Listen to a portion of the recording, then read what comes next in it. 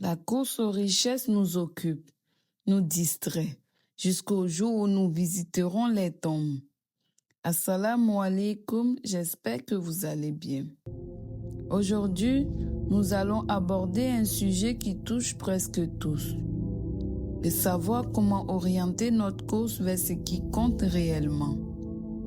La course aux richesses est une réalité qui touche beaucoup d'entre nous. C'est une poursuite sans fin de ce bas monde.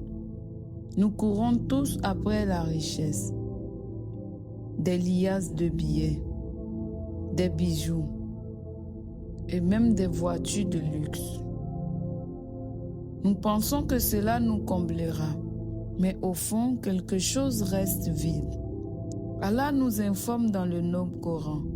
La course aux richesses vous distrait jusqu'à ce que vous visitiez les tombes. Ce verset suffit à réveiller un cœur. Tu cours derrière un monde qui un jour te laissera seul dans ta tombe. Regardons l'ensemble de nos prophètes, les modèles de modestie et de sincérité. Le prophète sallallahu alayhi wa sallam aurait pu vivre dans la richesse, mais il a choisi la simplicité. Des mois pouvaient passer sans qu'un feu ne soit allumé dans sa maison. Il vivait parfois de dattes et de l'eau. Il disait, la vraie richesse n'est pas l'abondance des biens, mais la richesse de l'âme. Le prophète Salomon avait un royaume immense, un pouvoir qu'aucun être humain n'aurait jamais. Pourtant, sa richesse ne l'a jamais rendu arrogant. Il disait, Seigneur, fais que je sois reconnaissant pour tes bienfaits. La richesse était en ses mains, mais son cœur était entièrement tourné vers Allah. Le prophète Ayoub avait la richesse, la santé et les enfants. Puis Allah l'a éprouvé, il a tout perdu, sauf sa patience et sa foi. Il disait, j'ai été touché par le mal, et tu es le plus miséricordieux des miséricordieux. La pauvreté ne l'a pas brisé, et la richesse ne l'a jamais corrompu. Aujourd'hui, la course au monde épuise l'être humain. Les yeux s'illuminent devant l'or et les pierres précieuses. L'âme croit que la liberté se mesure en dollars, que le bonheur se compte en possession. Nous cherchons la grandeur dans ce monde éphémère. Mais dans le silence, lorsque les lumières s'éteignent, que le cœur s'arrête, le vide apparaît.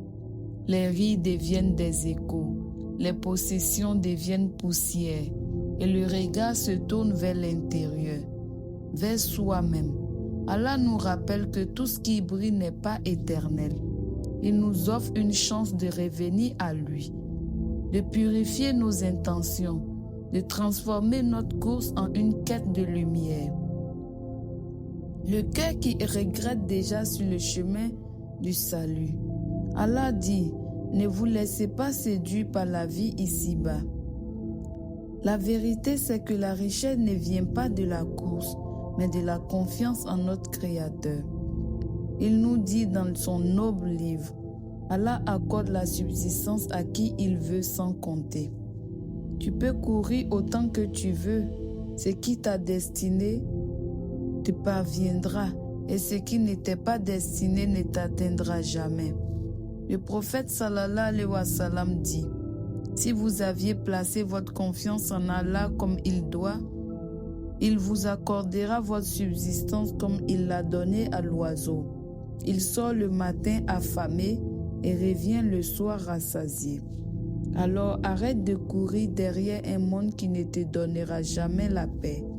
Cours vers Allah, cherche sa satisfaction et la dunya viendra à toi toute seule, sans que ton cœur ne s'y attache. Un jour, tout disparaîtra, les maisons, les voitures, l'argent, les succès, et il ne restera que toi et ton Seigneur. Allah dit dans le noble Coran, vers ton Seigneur sera le retour. Alors un musulman peut bien vivre sur cette terre éphémère, mais il ne doit pas oublier son Créateur au profit des biens matériels de cette dunya, qui n'est même pas comparable à l'aile d'un moustique, selon un hadith de notre prophète sallallahu alayhi wa sallam. Dis, ô Allah, accorde-moi une richesse qui ne me détourne pas de toi et une pauvreté qui ne m'humilie pas. Accorde-moi un cœur satisfait de ce que tu as décrété. Amen.